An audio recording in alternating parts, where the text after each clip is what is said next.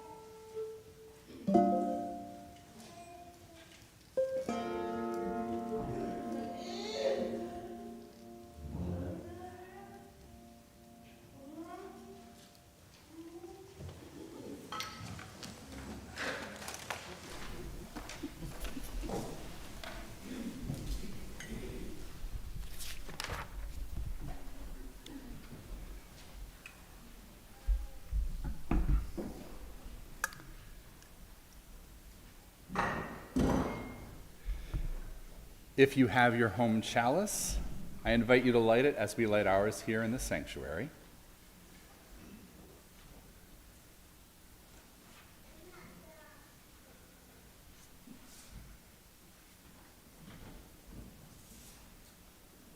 Elizabeth Strong writes, "Today, we celebrate a dream awakening. Today, we worship with renewed hope in our hearts. Today, we act on audacity of hopes and dreams for the future. Today, we begin again the hard work for justice, equity, and compassion in all human relations. For today is a day like no other, and it is ours to shape with vision and action. So let us celebrate together, let us worship together, and let us help this dream to awaken." Our opening hymn is number 1058 in the blue hymnal. Number 1058, called "Be Ours a Religion." Please rise in body or in spirit in the sanctuary or wherever you are as we sing together.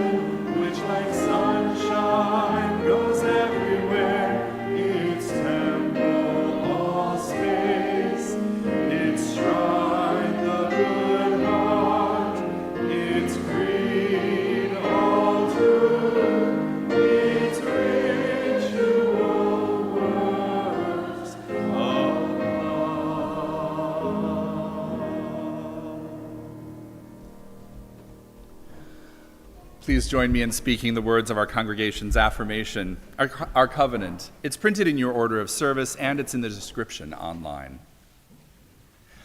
Love is the spirit of this church, and service is its law. This is our great covenant, to dwell together in peace, to seek the truth in love, and to help one another. Please be seated.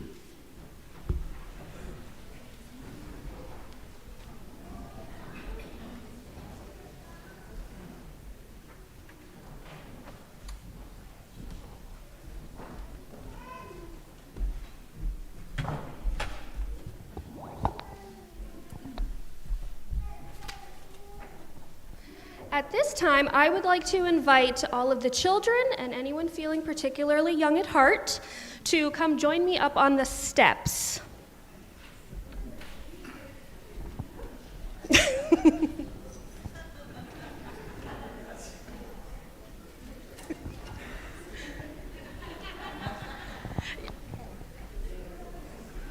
guys can pull up nice and close. Sit on the steps, you can sit on the floor. Wherever you're comfortable.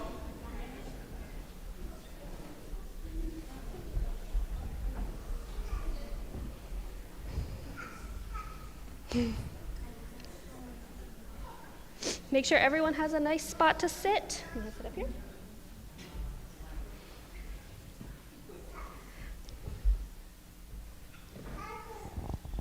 All right. So who here was with me a couple weeks ago when we watched a movie called The Lorax? Quite a few of you. You've watched it before. It's a good movie. One of the things we talked about when we watched The Lorax was how important it is to take care of our environment and to be nice to our environment.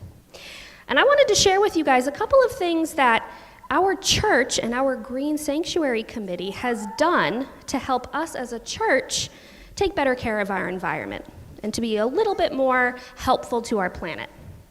So one of the first things they did is they helped teach people in the congregation how they can save energy in their homes.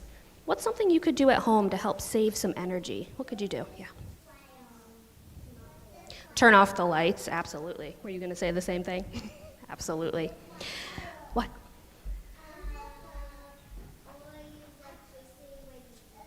Only use electricity when you need it. That's a good one. One more.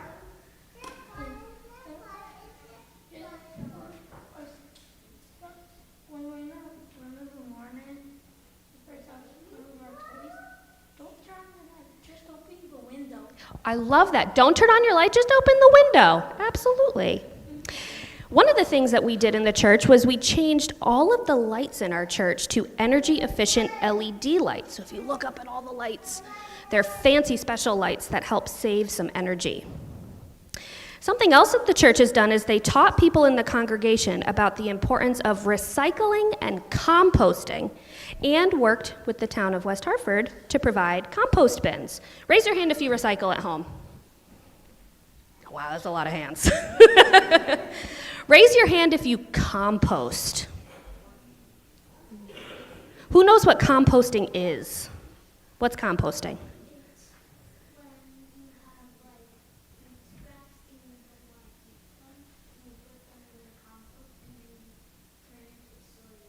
That was perfect. You have food scraps, you don't want to eat them, you put them in the bin, and they turn into soil. That is fantastic.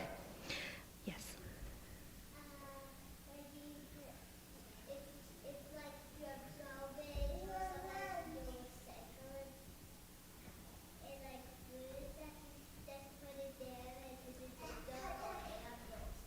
Dirt or animal food, absolutely. Something else that the church has done is they worked with local food growers through a CSA, and a CSA stands for a community-supported agriculture, and it brings local produce to members of the community. So I want to know, what are some of your favorite fruits or vegetables that you might get from a farm? Strawberries, grapes, watermelon.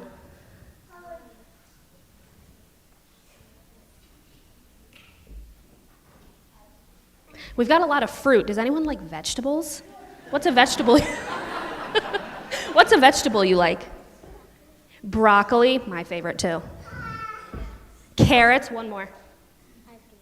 You were going to say carrots too. They're good for your eyes. And one more thing that we did is we inspired other churches to take some of these same steps as well, so that they can have a green sanctuary just like we did. Now, I want to introduce you guys to somebody very, very special. So we have a visitor here with us today. Her name is Reverend Dr. Sofia Betancourt, and she is the president of the UUA. The UUA is the Unitarian Universalist Association. And she's going to come over and she's going to talk to you guys a little bit. All right, so can we give her a big hands in the air?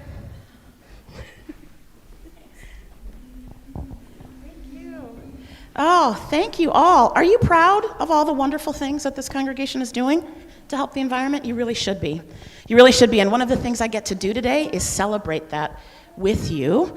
So I want to tell you a little bit about the Green Sanctuary 2030 program, because you all are getting recognized as a Green Sanctuary 2030 congregation this morning. So your UUA supports over 120 teams. 125 teams that are working on this process, including this congregation. And I should probably tell all of you that Green Sanctuary 2030, which is mobilizing for climate justice, this is really trying to make the world more fair as we take care of the earth, right? Offers our congregations a flexible, manageable, impactful process toward the work of climate justice. So the teams engage in 4 essential things: justice, which we've been talking about, community resilience. Do you know what resilience is? It's kind of a complicated word. It means that when things are hard, you find a way through it together, right? Mitigation and transformation. So UUs have been at the leading edge of climate justice for decades. How many of you have done UU climate action work before Green Sanctuary? Some, yep. In 2024, this year, it marks 35 years of our Green Sanctuary program. No, it's not almost as old as me, but it's nice to say, isn't it? Okay, so, yeah. For much of this time, Our congregations have been focusing on mitigation. This is how we reduce the emissions when we reduce the chemicals that cars put into the air that make climate change.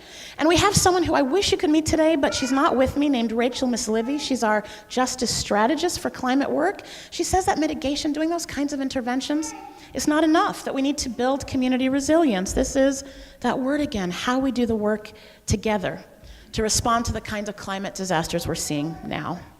So this is about building a world where our communities thrive, where our actions can be centered in the work of justice and our connections to each other, and that we find out better ways to show up for one another. Do you show up for your friends when times are hard?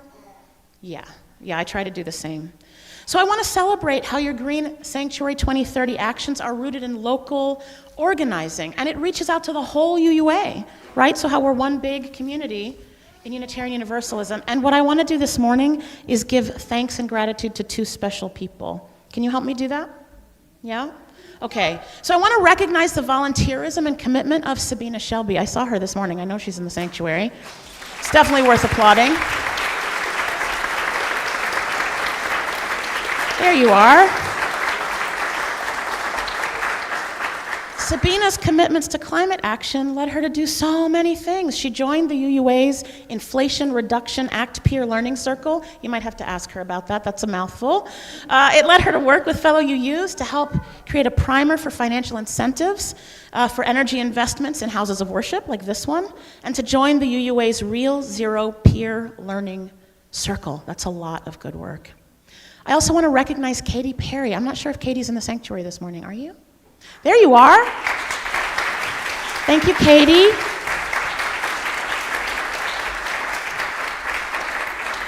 Katie's investment in climate justice led her to manage your Green Sanctuary program work from the start all the way through the final report. Those reports can be a lot of work. I bet a lot of you ran around with clipboards having conversations, right? It led her to organize this congregation to get 80% of your members. That's almost everybody.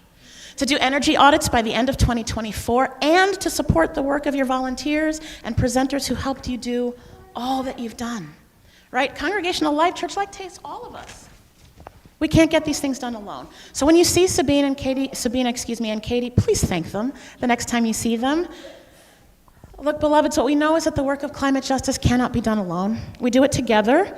And so your sanctuary, your congregation, is being recognized this morning as a Green Sanctuary 2030 congregation because of all of the work that you've done together, right? The dreams you've realized together. And so in recognition of the good work you've heard about, I realize we've created a bit of a traffic jam, but can I ask Sabina and Katie to join us on the chancel with Reverend Adam so I can present to you a certificate of recognition for this congregation on behalf of your good work? And can we celebrate these amazing achievements together?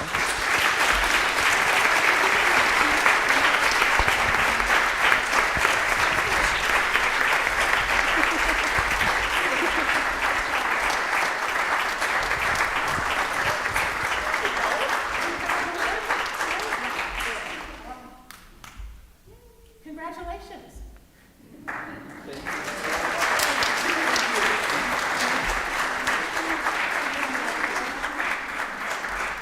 is worth celebrating, beloveds. Thank you for your work. Thank you, and now I would invite all of the kids to join me in our classes, and please help me sing our children out to their classes. It is number 414 in the gray hymnal.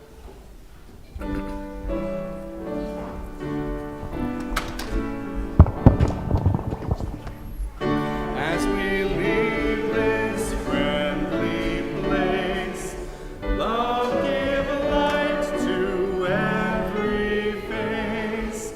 May the kindness which we learn light our hearts till we return.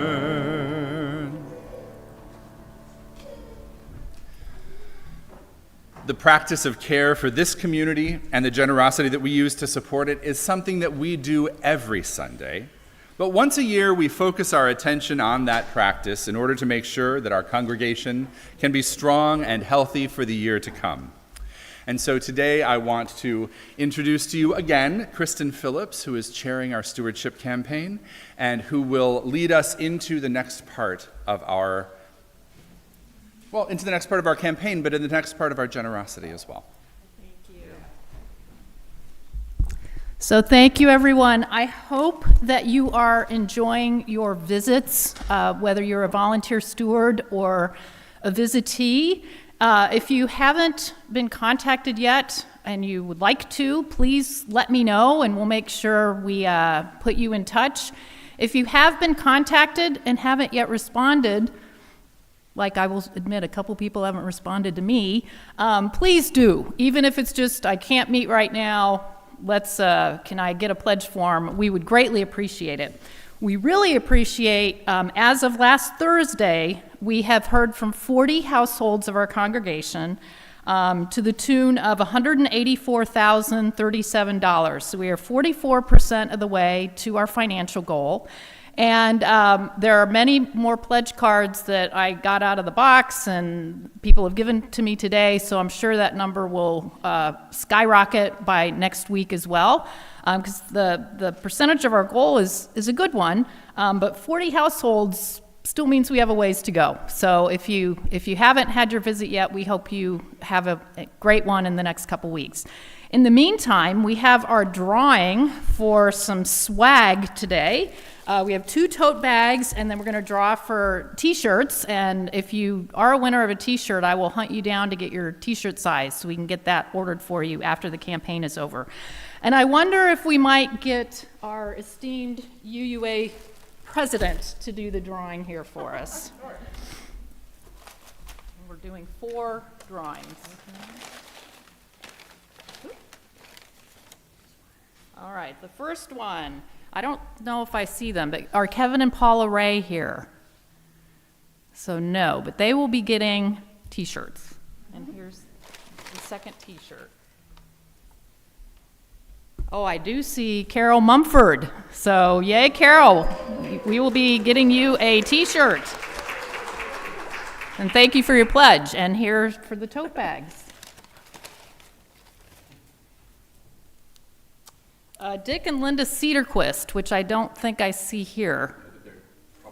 They might be watching online, though, so we will have to figure out how to get this to you both. I'm actually in Middletown a fair amount, so maybe I can drop it by. And last but not least, take one from my daughter. Gretchen Fountain, is she here? She gets a Universalist Church tote bag, and she is here despite being on the Great White Way yesterday. Okay, so I am thrilled to introduce the testifier for today. She is a relatively new member, actually a very new member, and you've probably seen her out and about with 2 adorable they're twins, right? Twin toddlers, toddling about church. So would you join me in welcoming Chelsea Victor to the podium?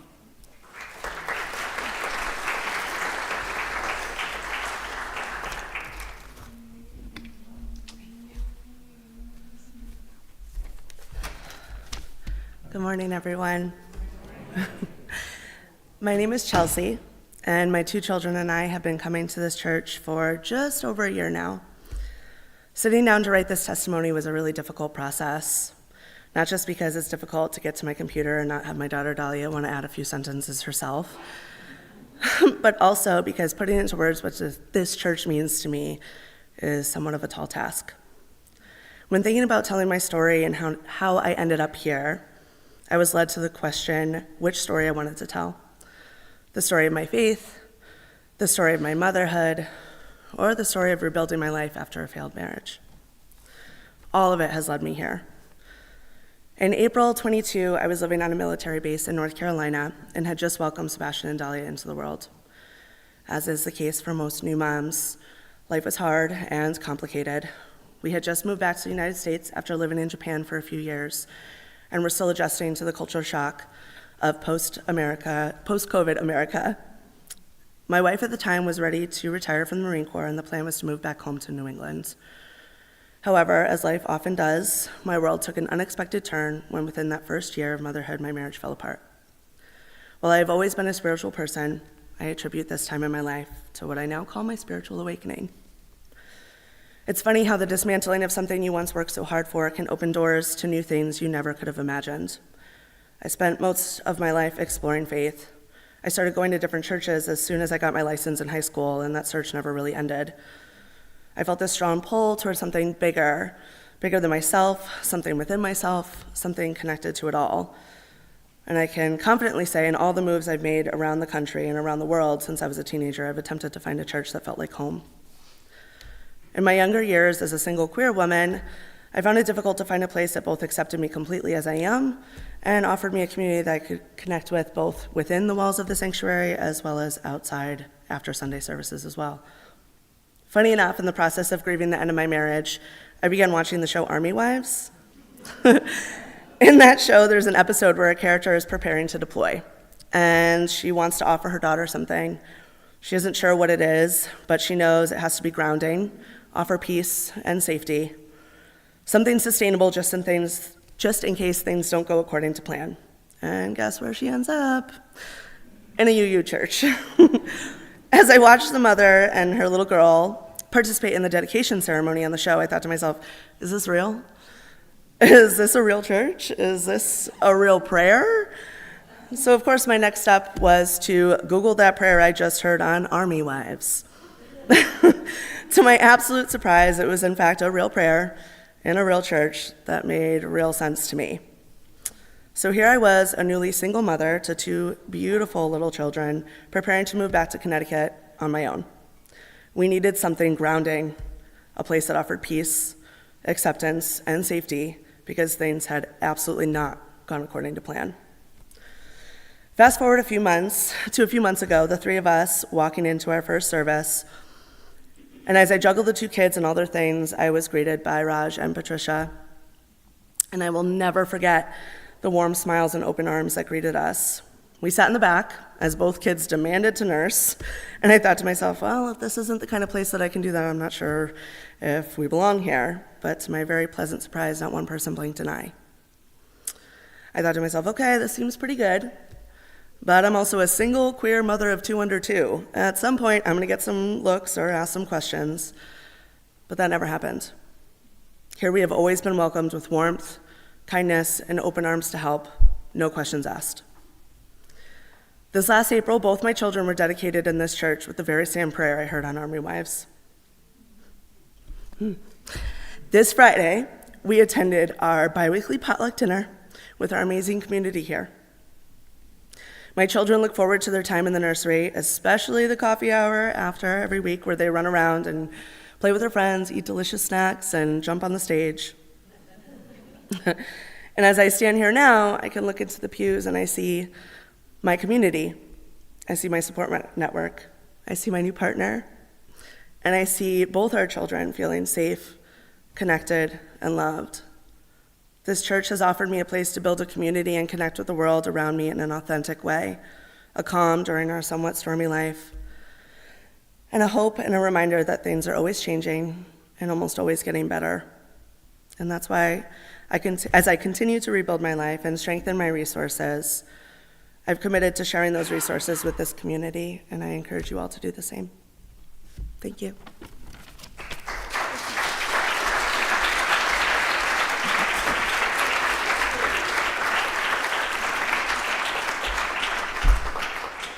Each week we are hearing stories of our members and our contributors, and I'm deeply grateful for your ability to share and feel connected and encourage us all here.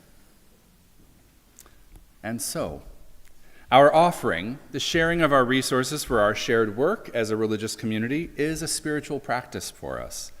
We offer time, talent, and treasure to this community, and that helps us to serve our members, friends, and the wider world.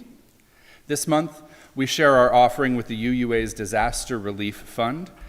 It is part of a covenant between our association and our congregations and community partners. It disperses grants to UU congregations and recognized UU nonprofit entities, and it relies on our donations to help in moments of difficulty. To give electronically, please use the QR codes on your order of service or the links in the description online, those on our website, to make your donation to our offering.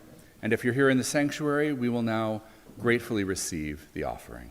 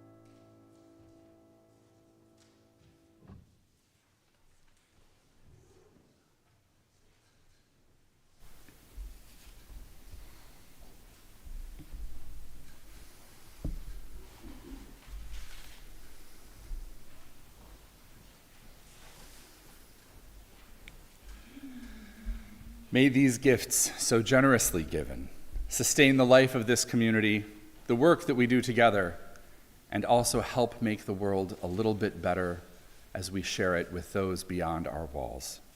Thank you. Thank you. Our responsive reading is printed on an insert in your order of service today. It's called Because Our Lives Depend on It. And if as you look at the insert, you see Fern Street Play Festival and Broadway Sing-Along Brunch, that's great. Turn to the other side of the page. All right. Today, I will read the words in Roman type, and we will speak together the words in italics. Please rise, in body or in spirit.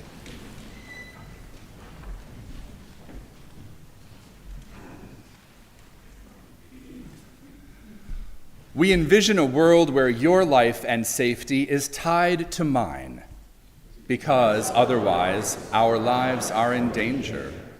We envision a world where language is used for wholeness and liberation, because what we say has power.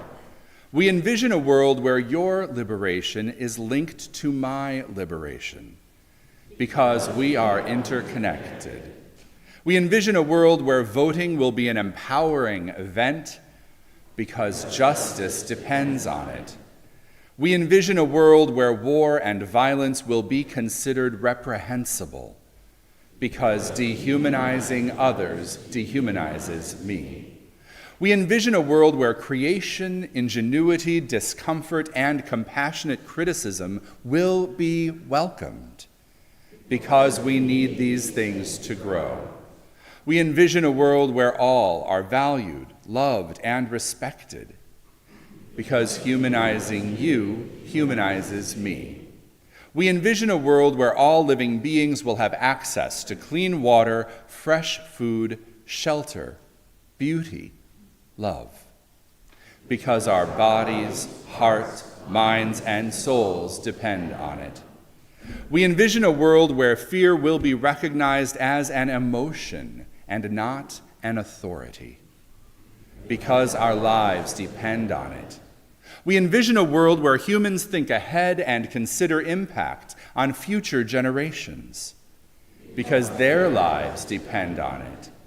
We envision a world where respect for the earth is as important as respect for oneself and one's community. We do these things because they matter, because our lives depend on it, because all our lives depend on it. Let's join in singing our doxology.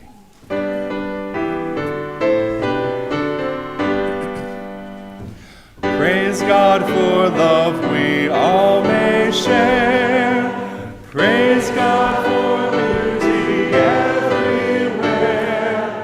Praise God for hope of good to be. Praise God for truth that makes us free.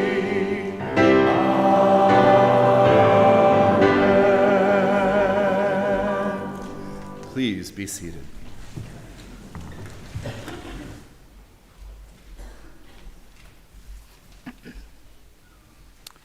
Some great news from our congregation. Dawn Z is now cancer-free. Her surgery was obviously successful, and she will be returning to her teaching this coming week. She will also begin radiation treatments to ensure her continued health as soon as she completely heals from her surgery. She extends her gratitude to all of us for our care for her during her pre- and post-surgical time. As the final weeks approach in our national elections, may we hold all those who are working in the early voting places, as well as all those running for our offices, and extend our deepest gratitude and support to them. Our democratic process needs all of our engagement and awareness to be fully vibrant and alive. In our wider world, let us hold all those embattled by the ongoing effort to mend the devastation wrought by Hurricane Helene and Milton, in the states affected, especially Florida, North Carolina, and Tennessee. Let us also hold close all those affected by wars being waged in Ukraine, Russia, Gaza, Israel, Lebanon, Sudan, and Haiti. May a peace accord be established soon so that lives do not continue to be lost. Finally, along with these we have mentioned, let us also hold all our inner concerns, joys, and hopes collectively this day as we take a few moments in silence.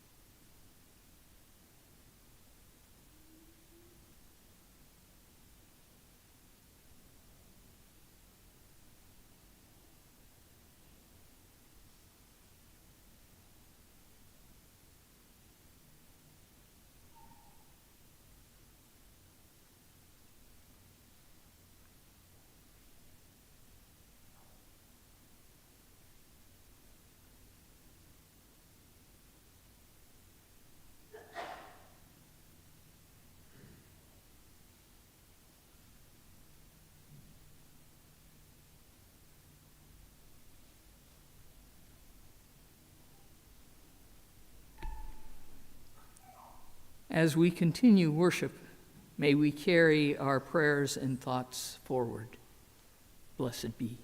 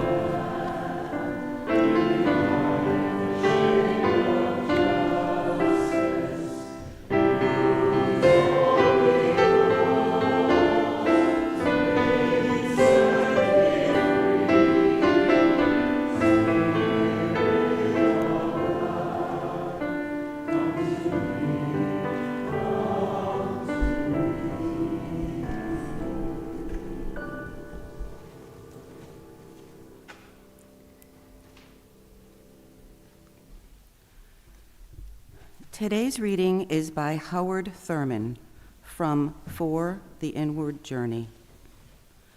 Despite the dullness and barrenness of the days that pass, if I search with due diligence, I can always find a deposit left by some former radiance. But I had forgotten. At the time, it was full-orbed, glorious, and resplendent. I was sure that I would never forget. In the moment of its fullness, I was sure it would illumine my path for all the rest of my journey. I had forgotten how easy it is to forget. There was no intent to betray what seemed so sure at the time. My response was whole, clean, authentic. But little by little, there crept into my life the dust and grit of the journey. Details, lower level demands, all kinds of cross currents. Nothing momentous, nothing overwhelming, nothing flagrant, just wear and tear. If there had been some direct challenge, a clear-cut issue, I would have fought it to the end and beyond. In the quietness of this place, surrounded by the all-pervading presence of the holy, my heart whispers, keep fresh before me the moments of my high resolve, that in fair weather or foul, in good times or in tempests, in the days when the darkness and the foe are nameless or familiar, I may not forget that to which my life is committed. Keep fresh before me the moments of high resolve.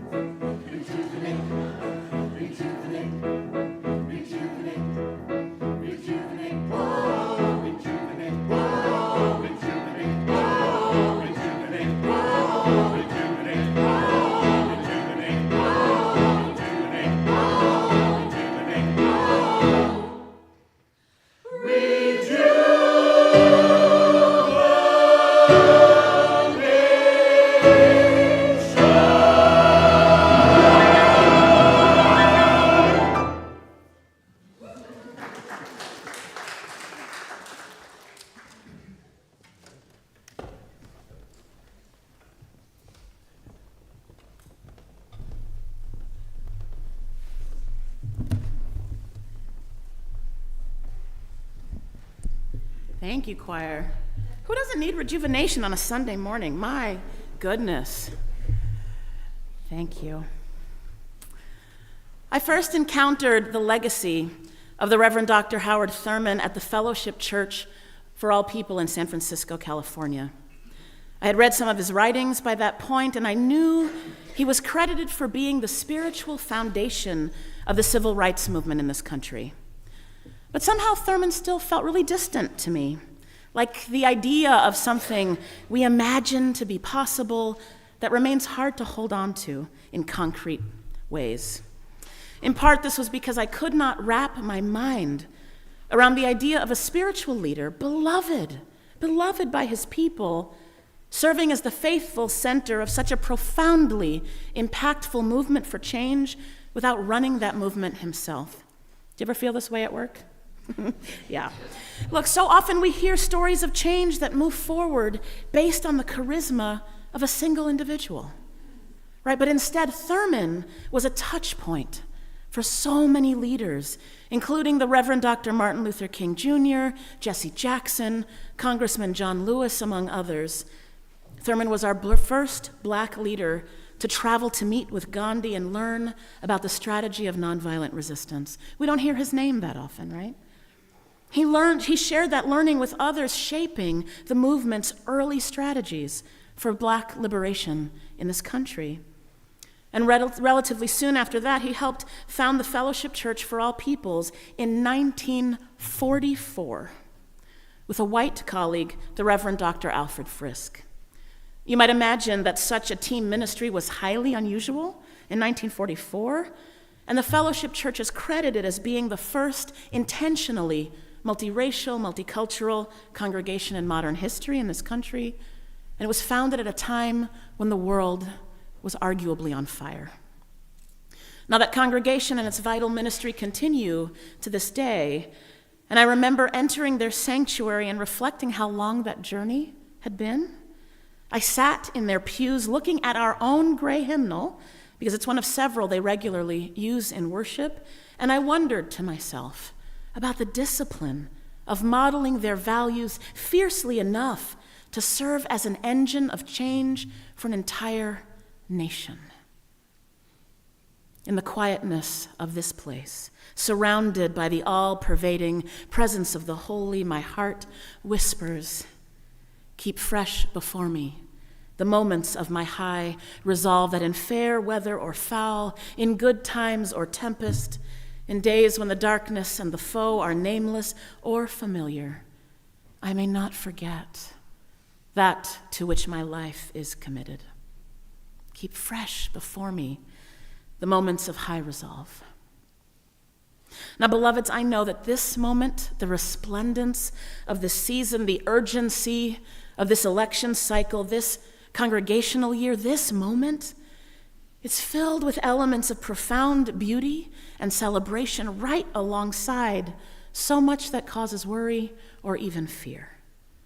Right? It's been a painful time with too many losses and a level of violence that can be terrible to bear. The world, again, is arguably on fire. And I find myself saying over and over again with UUs that these moments are why we need religious community in the first place. We need a touch point to live into the fullness of who and how we most want to be together in the face of all that is tender and impactful in these days. Now, you're going to hear from your UUA this year and in years to come that we are called to meet the moment together as one living tradition. Each of us, individuals and every one of our communities, have wisdom to share with the whole, wisdom that comes to us from what we learn as we share in ministry together, but in our individual locations.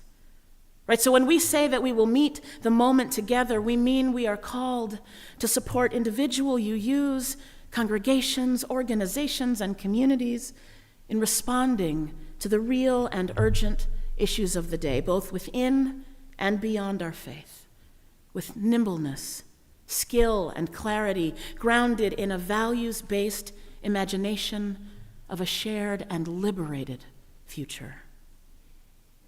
What does that mean? How do we face the unknown together to prepare for what may come and support one another in staying accountable to the values we hold in common covenant?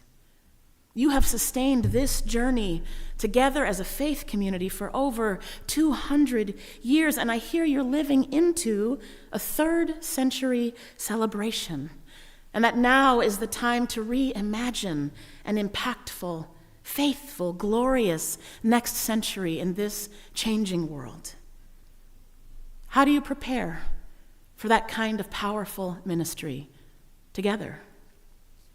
I want to share with you a story that models the kind of community care and reimagining in the face of the unknown that I think is needed in these days. And I want to take a breath and warn you that this is a story born of the need for gun safety in our schools, though it focuses primarily on support. But I also know the violence in our schools is very real, the impact is lasting, and actually if you need to step out of this sanctuary to not sit with this on your heart this morning, I promise I will understand. Okay. Gun safety in our schools has been on my heart not only because it is such a pervasive issue in the nation, but also because I've been hearing from more and more UUs that our children's schools are getting multiple threats right now. The number of warnings are actually escalating this fall, and I think that's part of an intentional strategy, right? To use real fear to keep us distracted and to drain us of hope in a critical time. Fear, unfortunately, is a strategy that works, right? It puts us in a place of reactivity, understandably, and that often can distance us from the values we work so hard to keep at the center of our living. It works to convince us of the lie that the human goodness we preach and teach about in this faith is impossible. The goal is to trick us into giving up on our collective power. It tries to wear us down far enough that whichever story we're being fed that feels the closest to our values, as unrecognizable as they may be in the telling, will be the one we cling to as the only way forward. Right? It works to block us from meeting this moment together. So as a counter to that, I want to share with you the good work of Frank DeAngelis. Have you heard this name? DeAngelis served as principal at Columbine High, and he survived that shooting in 1999. That tragedy occurred at a time when violence in our schools was actually pretty rare, and it utterly shocked the nation. Right, my spouse currently works at SAMHSA, which is the Substance Abuse and Mental Health Services Agency of the federal government, and last month they were attending a conference on civil rights and mental health with a focus on empowering school students for success. Right, the gathering was an opportunity to hear from students with mental health needs themselves, rare and important, and from those who work to support their learning and their well-being, and DeAngelis was one of those speakers. He told the gathered community that ever since that day at Columbine High, he has made it his personal mission, anytime there is another school shooting, to call the principal of that school. Think about how many phone calls over the last 25 years. Right, over the time, the need to make those calls grew large enough that he founded an entire organization. It is staffed by school administrator survivors to support the work. This group is called the Principal Recovery Network, and they describe themselves as a national network of current and former school leaders who have experienced gun violence tragedies in their buildings. Their only mission is to help principals in the aftermath of a crisis. DeAngelis said he took on this work because when it happened to him, another principal from one of the, at the time, very few schools that had gone through it called him. And what he said was, "You don't know what you need yet, but you're going to need it. That's when I want you to call me." To me, this is a profound example of mutual aid and communal care. It is what it can be like to live in solidarity with one another in the moments that are impossible to comprehend, yet still need us at our best. I told this story to a member of your hardworking UUA staff, and they immediately responded, "What a tremendous burden it must be on Frank DeAngelis to make all of those calls over the last 25 years. I think that is immense work. And what bubbles up in me with this story is that he's no longer doing that work alone. The choice to create networks of support matters. Leaning into the areas of our own lived experience and knowledge are key. Supporting others through the things we know intimately ourselves can actually be healing. And communal care means we do not rely on the heroic work or analysis of single, charismatic individuals alone. Instead, we find ways to share in leadership, to share in ministry together. Notice that DeAngelis, while, of course, speaking in favor of gun safety, he's not working primarily to change the laws of this country. He's focused on the piece of the work that very few people have the experience to do well, and he's making sure that he's not doing the work alone. He's trusting that others will take on the work of prevention that is so desperately needed as well. Beloveds, this is ministry. This is holding on to what we know matters most and holding fast to all that makes that long journey possible. I would love to be able to ask Frank DeAngelis what keeps him going in the work, how he has held before him that moment of high resolve for 25 years now. What has helped him overcome the dust and grit of the journey that creep into life and impact the work as we go? As you lean together into what the next 100 years are asking of you, I hope you will stay connected with UUs who are wondering about similar things. At your UUA, we are excited to create containers to share learnings and current wisdom about best practices as we respond to the world as it is today. We are all relearning the best of congregational life together as we emerge from quarantine, as we engage our re-articulated shared values and respond faithfully to the needs of a changing world that is broken, yet still profoundly beautiful.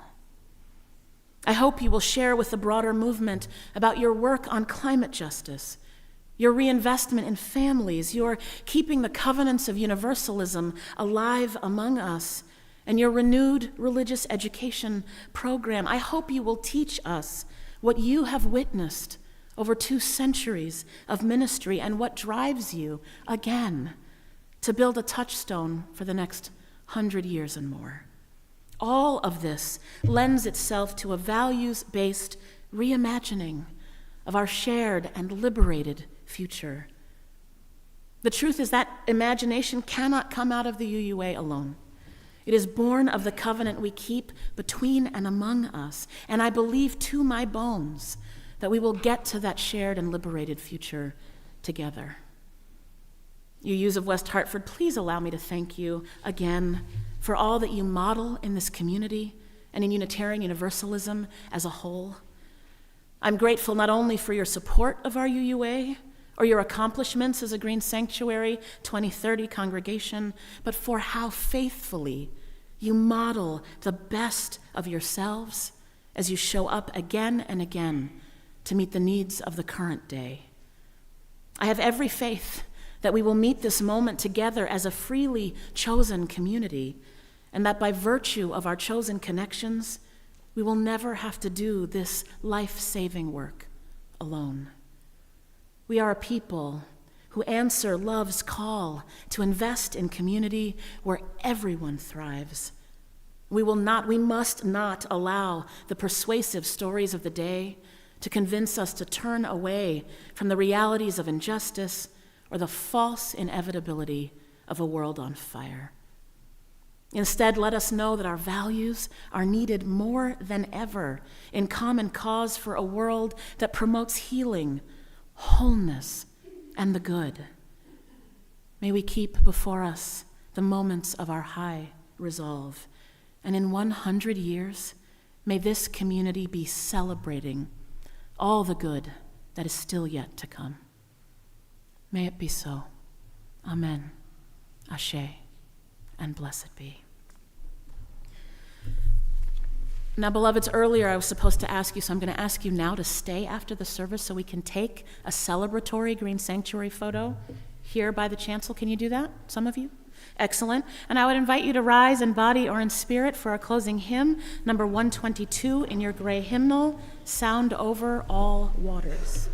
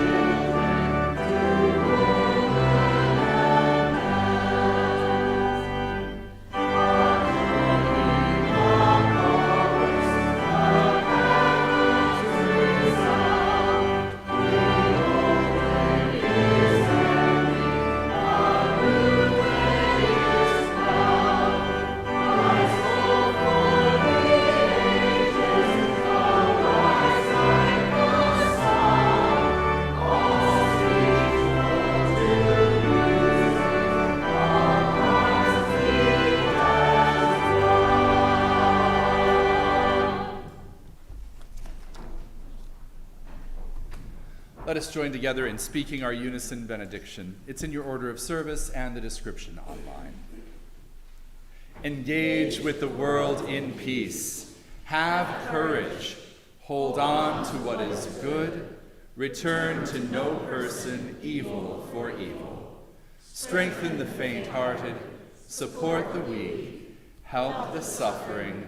Honor all beings. Please be seated.